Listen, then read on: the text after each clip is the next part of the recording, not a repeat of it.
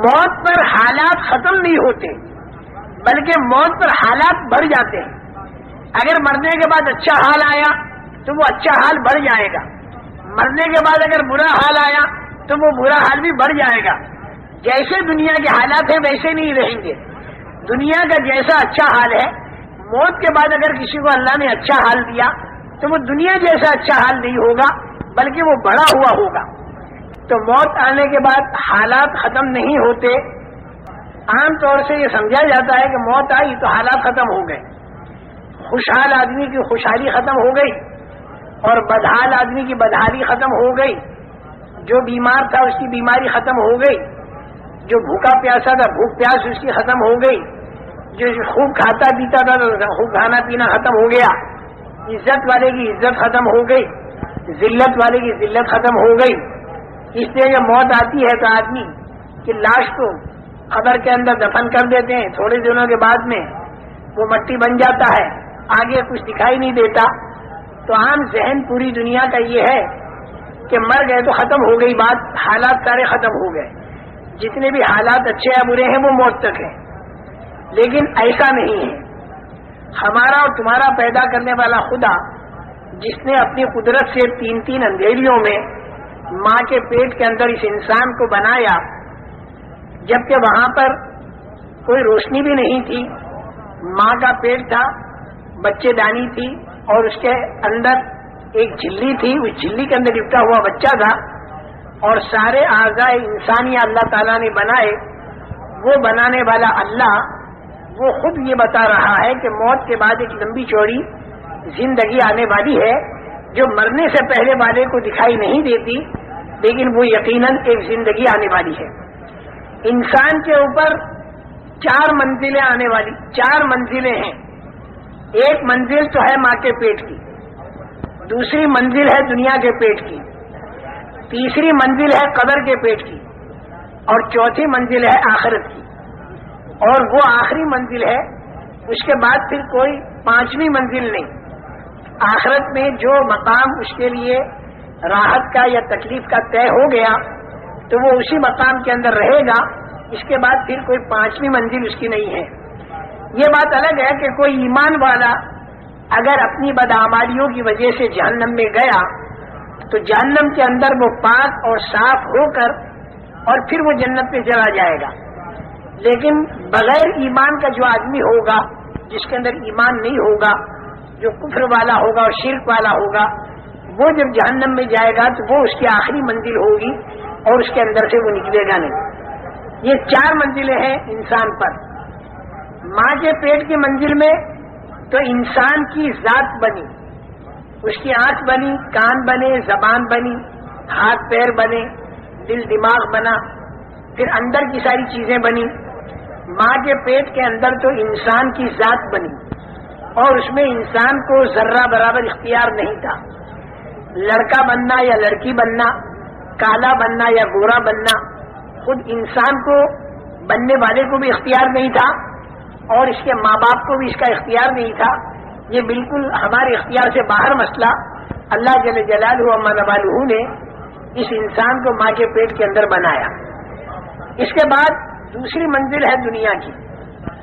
دنیا کی جو منزل ہے، اس منزل میں اللہ نے اس انسان کو ہلکا سا اختیار مرحمت فرمایا. اور یہ اختیار عجیب و غریب چیز ہے. اللہ نے اس دنیا میں انسان کو ہلکا سا بھلے اور برے کا اختیار نصیب فرمایا. جیسے املی کا بیج بولے یا آم کی گٹھلی بولے، آم کی گٹھلی بوئے گا تو آم کا درخت تیار ہوگا، اور املی کا بیج اگر بوئے گا تو املی کا درخت تیار ہوگا. اسی طریقے سے یہ انسان یہاں پر بھلا کرے یا برا کرے، دونوں باتوں میں اختیار ہے. یہ ہاتھ اللہ نے دیے ہیں، جب تک روح انسان کے اندر موجود ہے تو اس ہاتھ پر آدمی کو اختیار ہے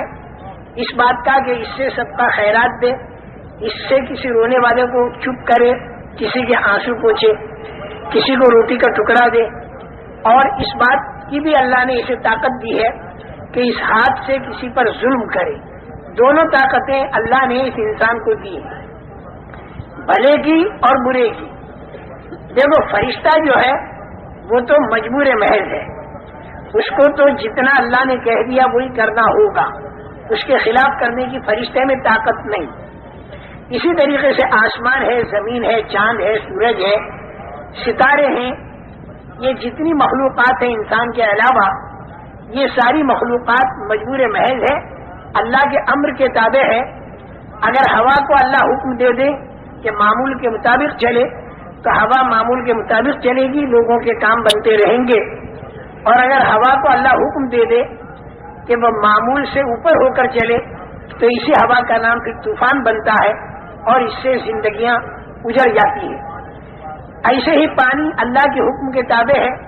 زمین اللہ کے حکم کے تابع ہے، اور آسمان بھی اللہ کے حکم کے تابع ہے۔ جو حکم ان چیزوں کو ملتا ہے یہ چیزیں وہی کرتی ہیں، اس کے خلاف کرنے کی ان میں طاقت نہیں رکھی۔ سورج اور چاند کی روش اللہ نے مقرر کر دی، اسی روش کے مطابق وہ چلتے ہیں، اس میں کوئی ان کے اختیار کو دخل نہیں، مجبور محض ہے۔ جون سے آسمان پر فرشتوں کو سجدے کا حکم ہوا وہ فرشتے سجدہ کرتے ہیں، ایک آسمان پر رکوع کرتے ہیں، ایک آسمان پر قیام ہے، ایک آسمان پر قعدہ ہے۔ ہزاروں سال سے جو حکم ملا وہ کر رہے ہیں، اس کے خلاف کرنے کی طاقت فرشتوں میں اللہ نے نہیں رکھی۔ لا یعصون اللہ ما امرہم ویفعلون ما یؤمرون، سجدہ کے لیے کہا تو وہ سجدہ ہی کرے گا، وہ فرشتہ پھر رکوع نہیں کرے گا۔ پھر اسے اگر رکوع کا حکم ہو جائے تو رکوع ہی کرے گا،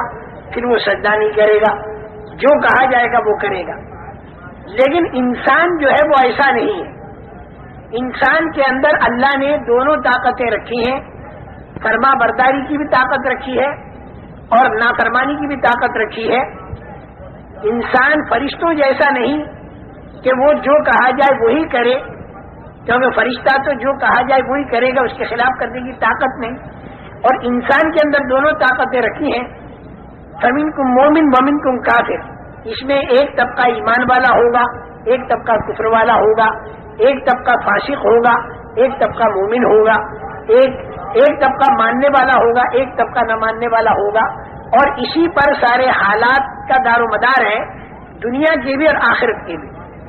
جتنے اس دنیا کے اندر حالات آتے ہیں وہ حالات کے لانے والے تو ہے اللہ،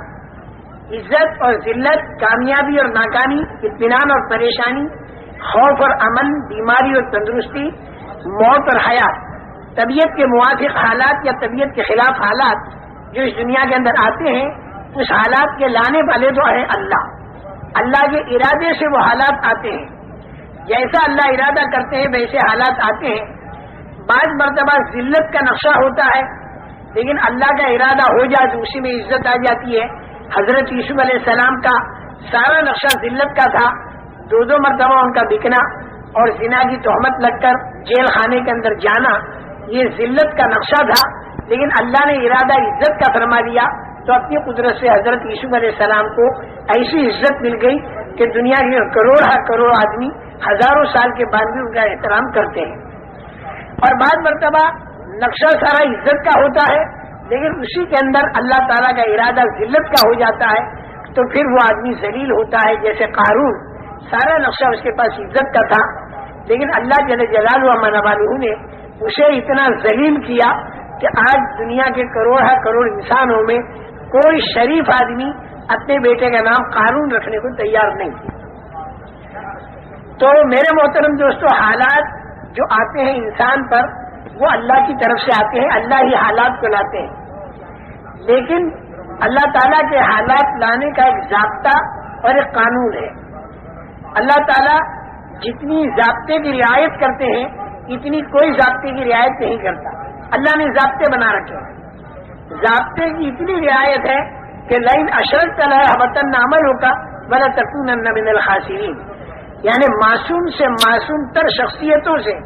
اللہ یہ کہتے ہیں کہ اگر شرک کیا تو اعمال سارے ختم ہو جائیں گے اور نقصان والوں میں تم بن جاؤ گے۔ آپ اندازہ لگاؤ کہ ضابطے کی اللہ کے ہاں کتنی رعایت ہے۔